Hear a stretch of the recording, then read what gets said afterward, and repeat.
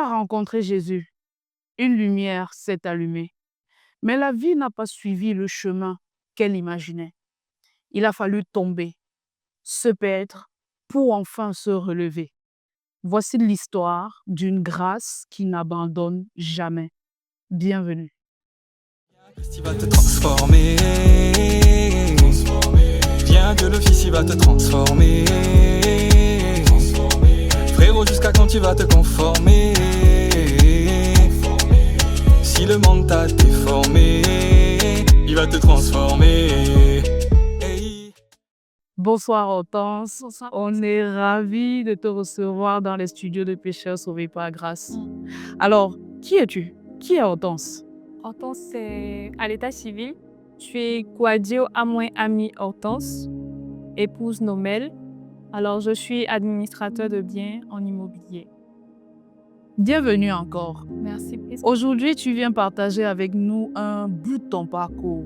Comme je le disais à l'entame de mon propos, tu as dû tomber, tu as rencontré la lumière, mais tu as dû tomber pour enfin te relever. C'est ça. Mais avant d'arriver là, qui es-tu? D'où est-ce que tu pars? Alors, Hortense a grandi dans un environnement familial où les adultes et les enfants n'avaient pas d'espace privé.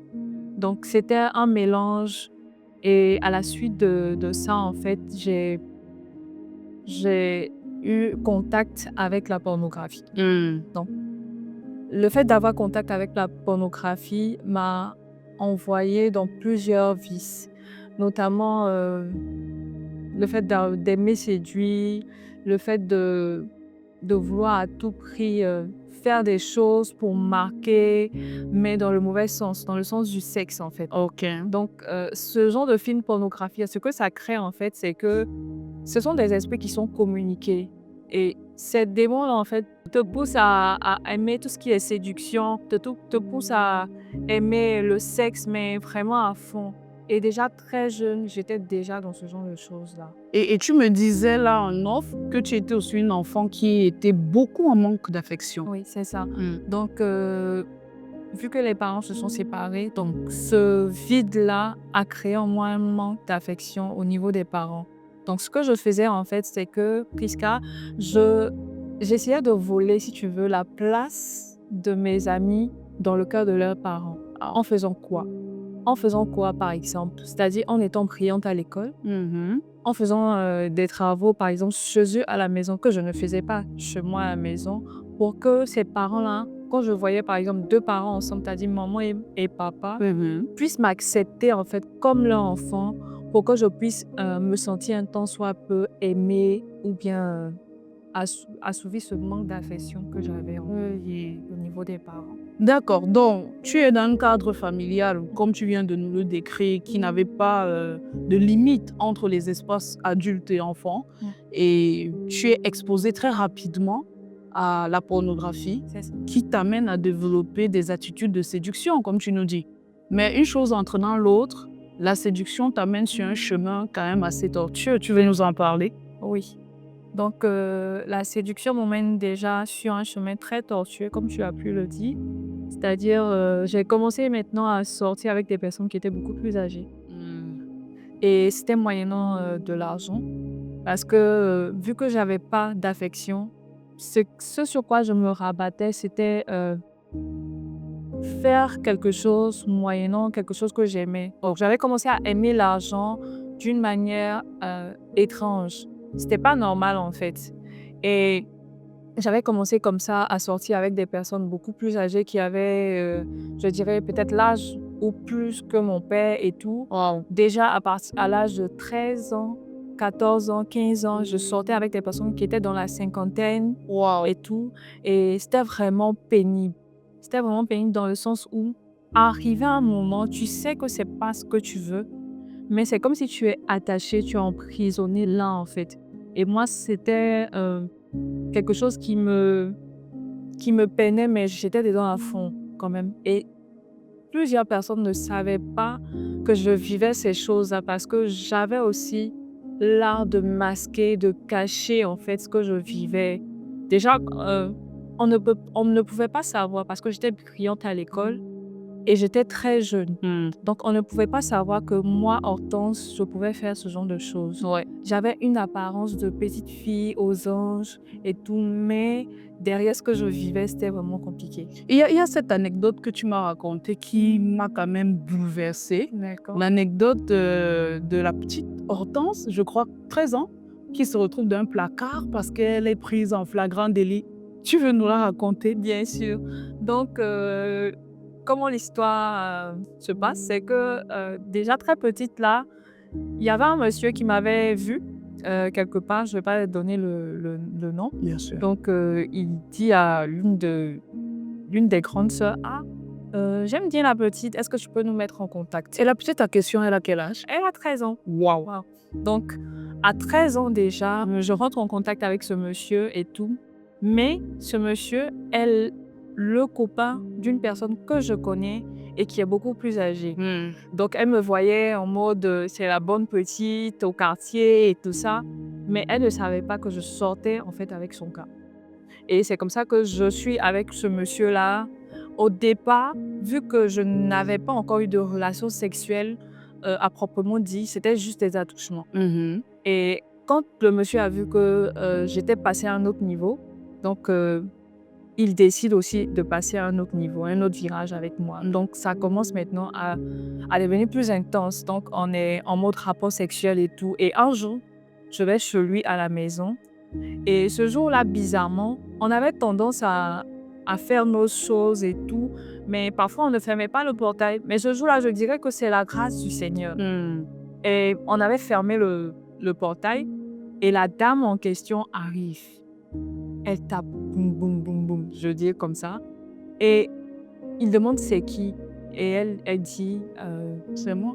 c'est moi. Et quand j'entends sa voix, aïe, aïe, aïe, je me dis, waouh, je suis foutue. Ça, c'est tout le quartier. Non, mon nom sera quelque part.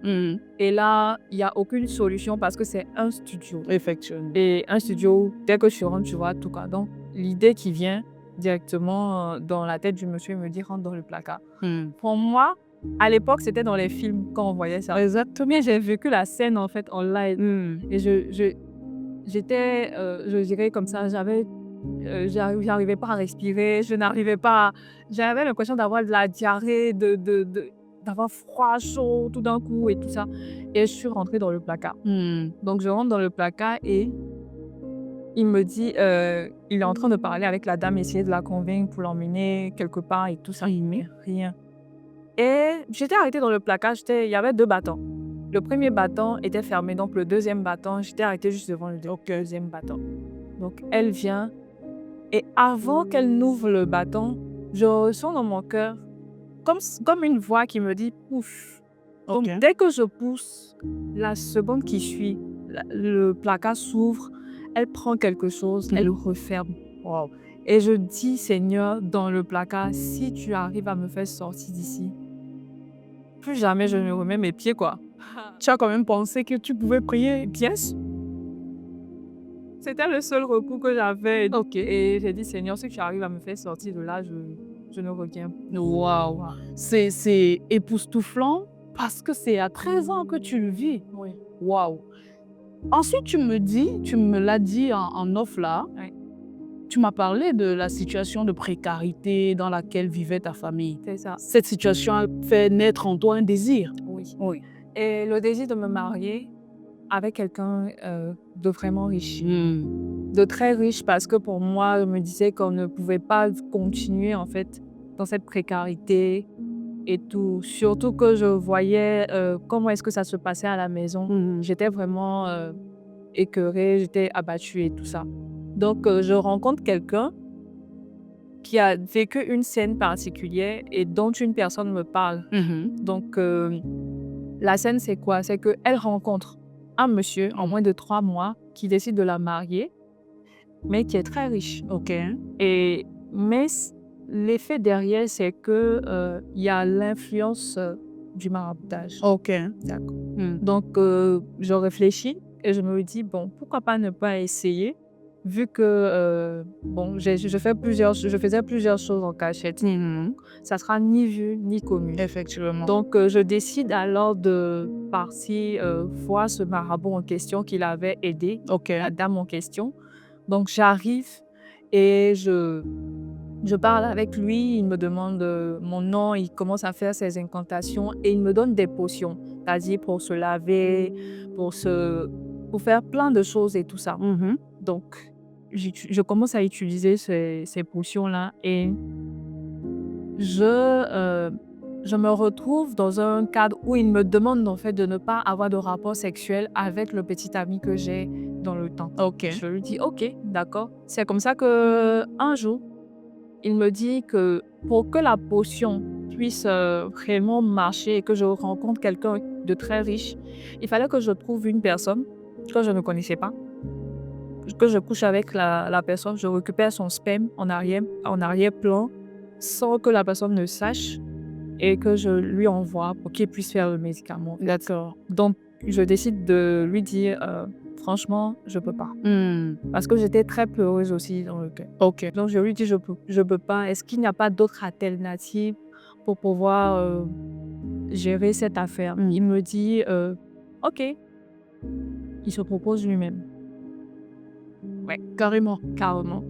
Et il me dit il va m'aider à faire le médicament. Je lui ai dit ok. C'est quoi la solution? Donc, c'est lui qui allait coucher avec moi. Je me suis mise à réfléchir. Je me suis dit, bon, si j'avais l'habitude de coucher avec des personnes beaucoup plus âgées, ni vues ni connues, et que je savais masquer, j'allais pouvoir le faire. Donc, comme c'était une fois en passant, je me suis dit, bon, ok, pourquoi pas. Donc, je décide alors de partir avec lui dans un hôtel où la première fois ça se passe, mais je t'assure que c'était dégoûtant. Et je ressors de là vraiment blessée et tout, attristée. Et je me demande, mais pourquoi?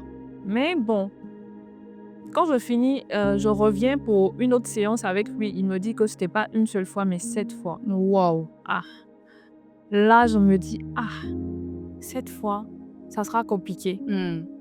Donc, je repars à la maison, mais je reviens.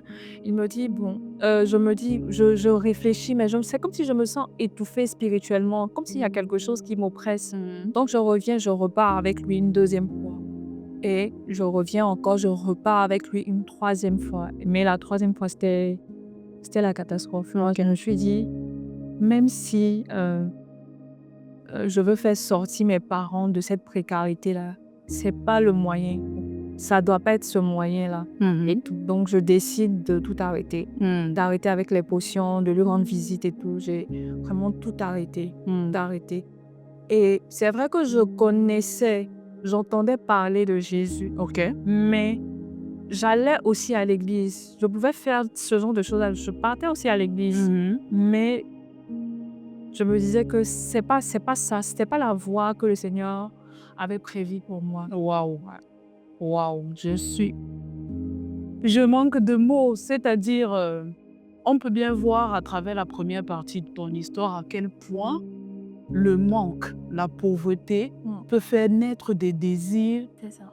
Des désirs que j'arrive même pas, sur lesquels que j'arrive pas à qualifier finalement.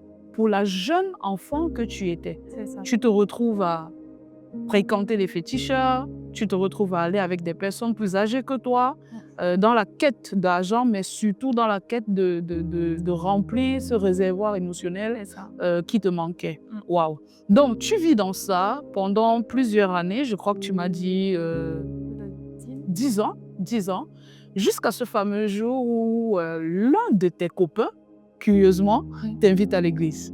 Oui. Et comment ça se passe? C'est que, bon, on finit de se voir et tout, et il me dit, bon, j'ai rendez-vous avec un ami à l'église et tout. Est-ce que tu veux pas partir aussi? Je dis non.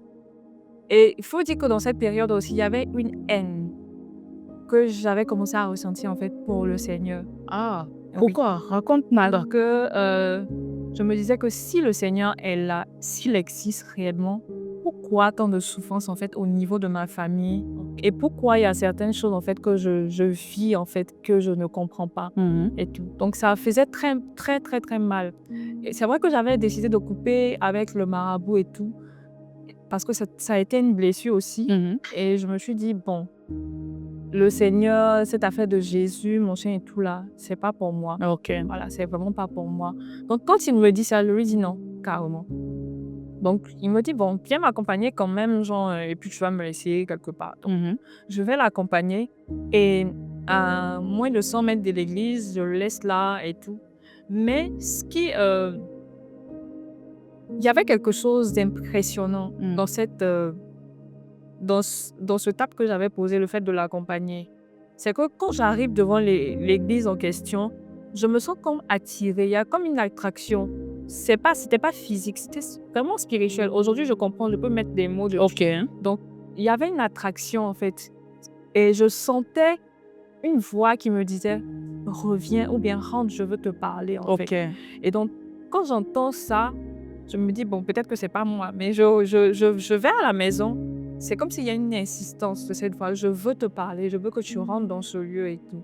Donc, je vais me laver rapidement et je reviens. Ok. Donc, dès que j'arrive dans ce lieu de culte, la première chose qui m'a frappée, c'était la paix. Cette paix que je ne pouvais pas imaginer, que je ne pouvais pas décrire en fait. Cette paix qui pouvait remplir ton âme et que tu pouvais ressentir de manière physique en fait.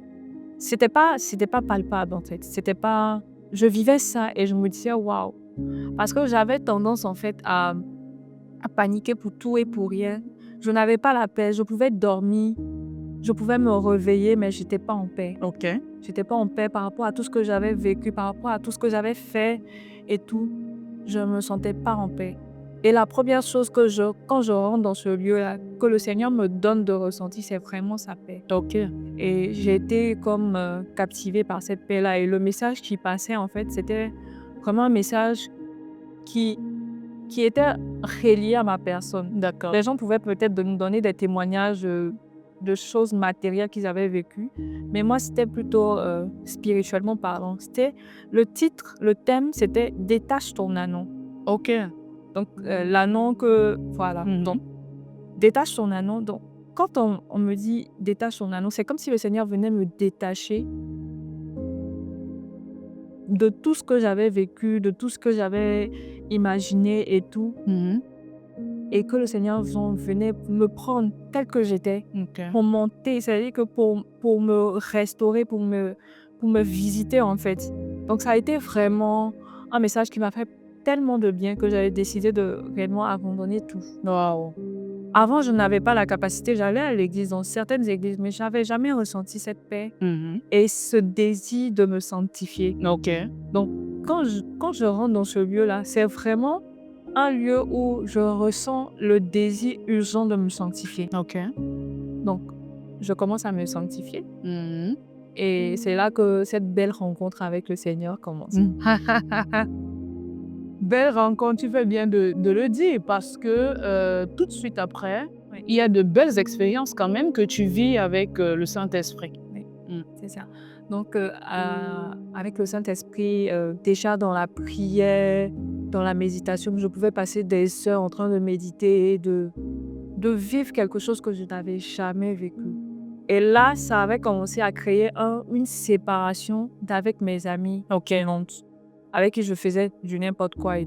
Donc, quand elle rentrait ou elle venait, elle me disait ah bon, moi je vais prier. Mais si tu veux, tu patientes, je finis de prier. Donc, ça commençait à devenir, à nous détacher. Oui. Donc, je commençais à m'attacher de plus en plus au Seigneur. Et je commençais à vivre des expériences et tout ça.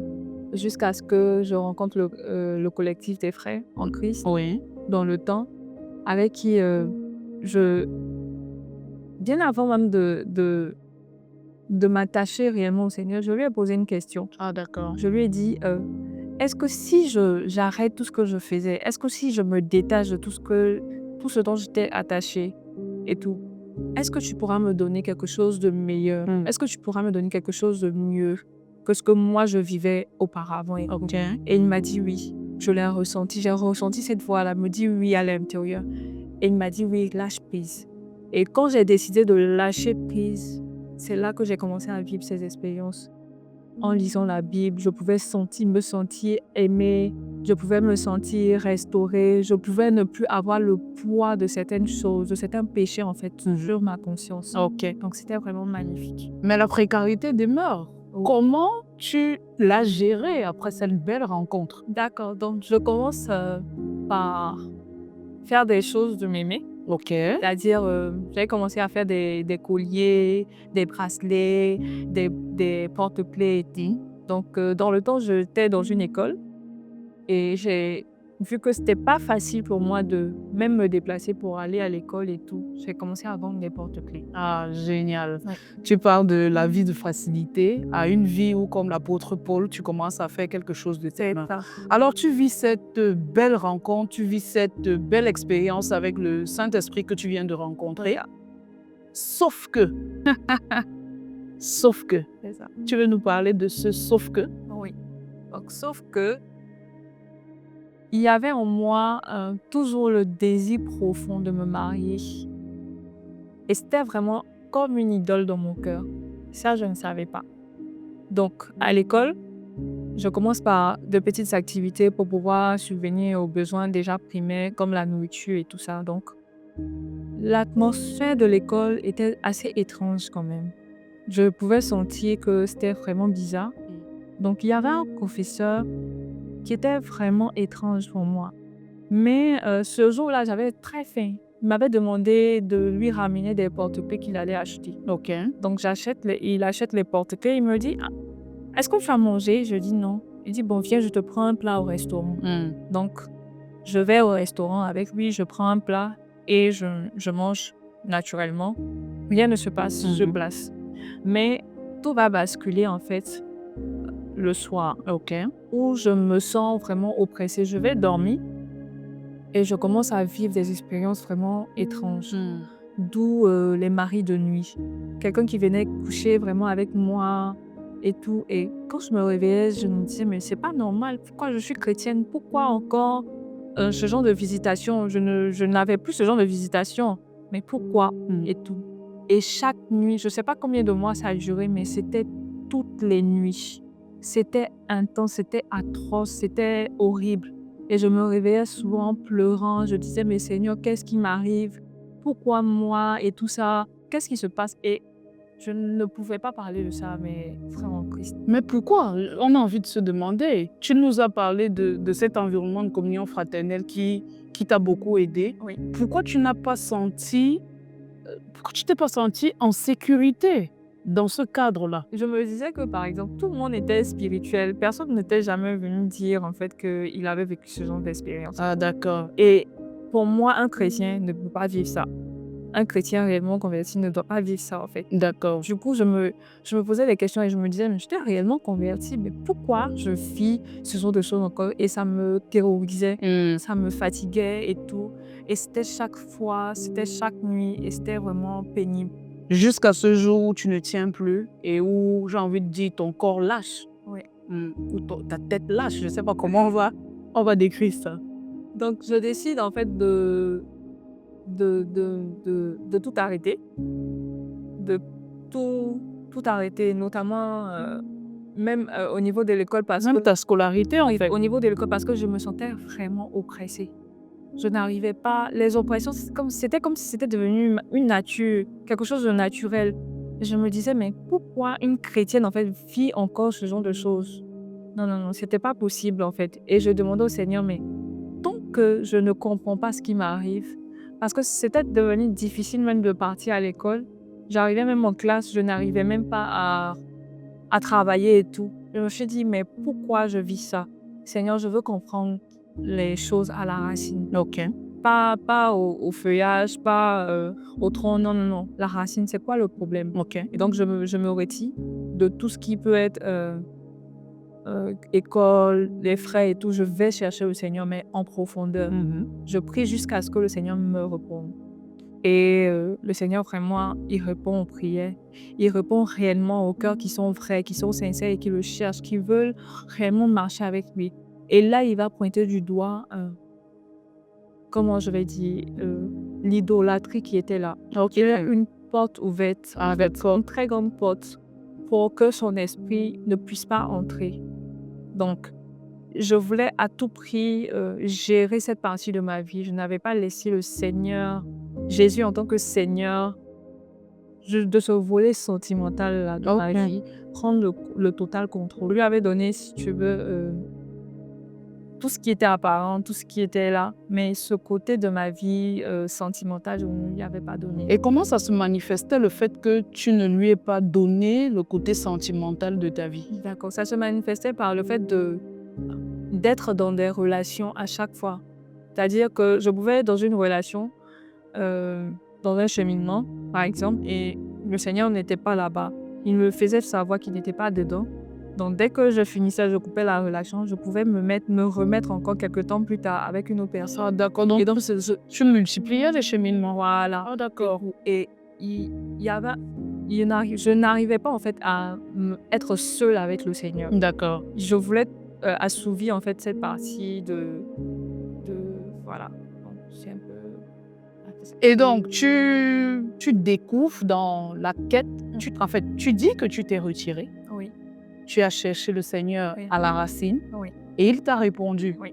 Et donc, quand tu découvres ce côté idolâtre que tu as, qu'est-ce qui se passe? Donc, quand je découvre, je décide de vraiment lâcher prise. Je dis au Seigneur que je veux réellement tout abandonner en ses mains. Je ne veux plus faire les choses de moi-même. Je veux qu'il prenne le total contrôle de tous les compartiments de ma vie. Je ne veux rien guider moi-même. Donc, c'est comme ça que le Seigneur prend le contrôle en me baptisant de son esprit. Ok. 5 ans plus tard. Waouh. 5 ans après la rencontre avec le Seigneur. Oui. Donc, je pouvais marcher. Ce qui caractérisait ces 5 ans, sans le baptême du Saint-Esprit, c'était des oppressions, une lutte avec le péché dans le cœur, c'est-à-dire le fait de vouloir à tout prix me marier, Ok. de vouloir faire les choses de moi-même et tout, de tomber toujours dans ce genre de choses-là, même quand le Seigneur m'interdisait. Oui. Donc, lorsqu'on est réellement baptisé du Saint-Esprit, il n'y a plus de lutte à l'intérieur avec le péché. D'accord. On est mort au péché. On ne réagit plus au péché, en fait. Ah, d'accord. Voilà. Donc, je décide de mourir là au péché et de vivre, en fait, la vie de Christ. Et vivre la vie de Christ 5 ans plus tard, ça donne une autorité étrange. Oui. Une autorité étrange, moi qui n'avais pas le dessus en fait sur les oppressions, qui avait tout le temps la peur dans le cœur, qui n'arrivait pas à chasser les oppressions. Aujourd'hui, je me retrouve avec une autorité sur ces oppressions. Ok. Je me retrouve avec une stabilité, une paix intérieure que je n'avais pas auparavant. Et sur cette paix-là, vous pouvez la ressentir même dans les pores. Ok. Au point où aucune musique mondaine, aucun effet du monde, en fait, ne pouvait me faire sortir, en fait, du cadre du Seigneur. Ok. Et ces genres de choses-là, je n'avais pas vécu ça Avant. Waouh. Je n'avais pas vécu ça avant. Waouh. Merci à toi, Hortense. Merci d'être passée dans les studios de Pécheurs Sauvés par grâce. Ce n'est pas juste un témoignage que tu partages avec nous, c'est un rappel, s'il faut encore le dire, que la grâce de Dieu agit encore aujourd'hui pour chacun de nous. Merci beaucoup et merci à vous qui nous suivez, qui nous regardez. On se retrouve très bientôt pour une nouvelle émission.